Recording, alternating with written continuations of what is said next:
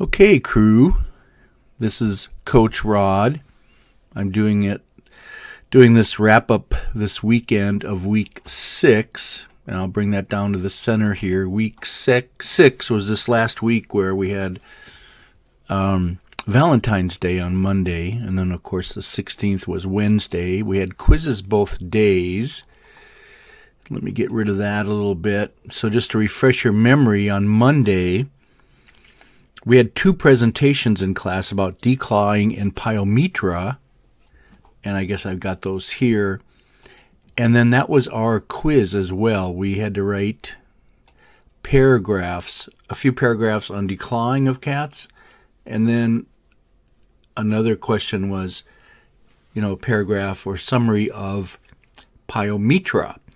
And the person that presented the pyometra, that was in dogs, they had encountered a lot of that condition in an emergency vet clinic, if you remember. And then on Wednesday, we had one presentation on Warblers Syndrome. And this person used the Great Dane that they had at the time as an example.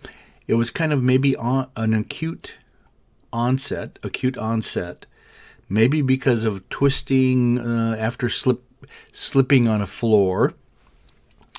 And that brought up this whole discussion about slippery floors, and maybe a person, especially with these big dogs, maybe you should have some rugs out even before a dog slips, let's put it that way. So maybe you can prevent something.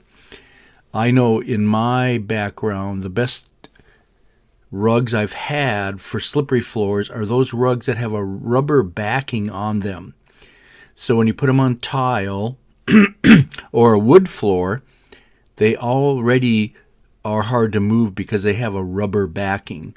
So I strongly suggest that. I wanted to bring out another name for Warblers Syndrome in dogs. And I also wanted to teach you how to pronounce this word. And when there's words that we don't pronounce all the time, let me tell you, it's like foreign to us, obviously. So Warblers Syndrome in dogs is also called cervical. That means in the neck area. Spondylomyopathy. And I'm going to have somebody else say it that can say it smoother, if you practice this. But this first part of the word means spine. And maybe I can get that out here. And myopathy is something wrong about muscles or nerves that supply them. And then, so now I'm going to have you listen to this person pronounce this word. So I'm going to move the microphone over to a speaker. Here we go. Spondylomyopathy. Spondylomyopathy. Spondylomyopathy.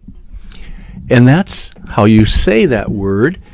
And the reason I'm doing that is many of us, if we run into a word that we've never said before, sometimes it's tongue twisting.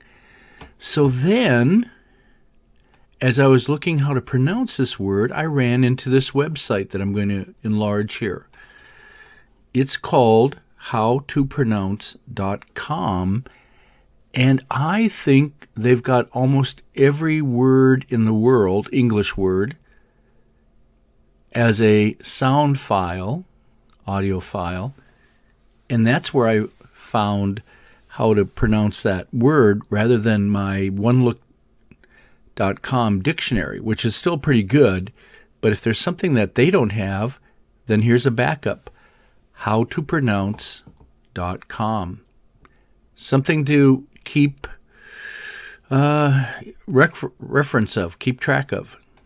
Now, the last thing I want to talk about was the quiz on Wednesday. Do you remember we had drawing that lateral view of a dog, drawing in the endocrine organs / tissues where you could, and naming a hormone made by those tissues, and maybe even where they went. Remember the key/lock analogy? The key is a hormone, the lock is a receptor, and unless you get a key or a hormone into the receptor, you don't have actions. And then somehow we got started talking about hyperthyroidism in cats. And so one take-home message here is cats will often go hyperthyroidism. They have a lot of thyroid hormone.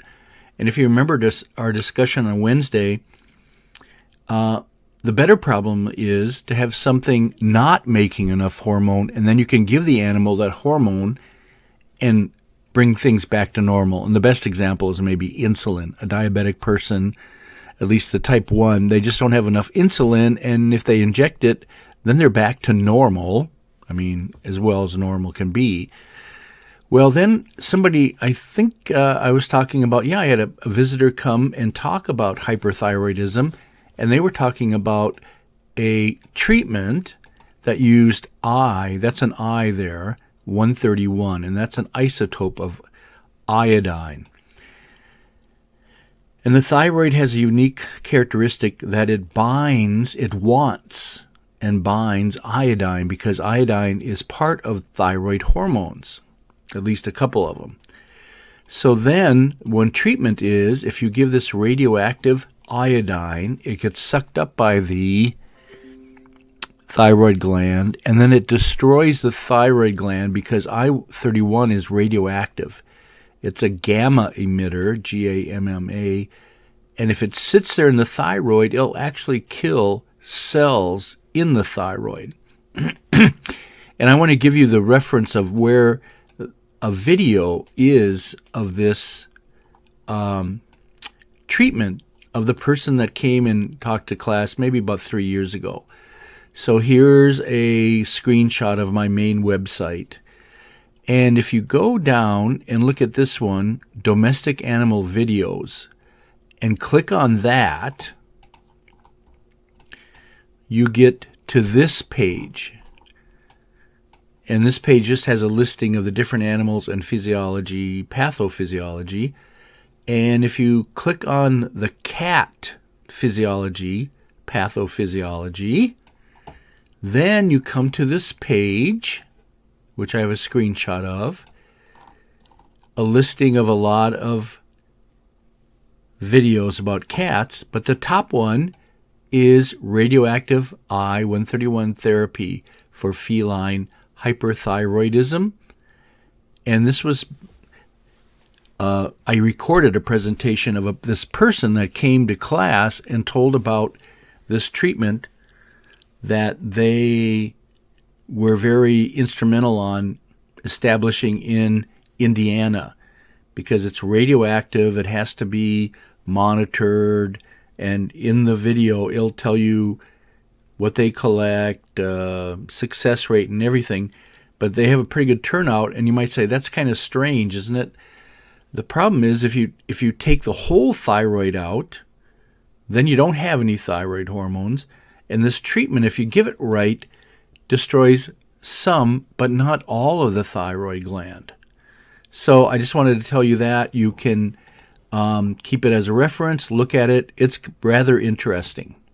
Okay, that's my story, and I'm sticking to it. I had a great week with you guys last week, and I'm looking forward to this coming week.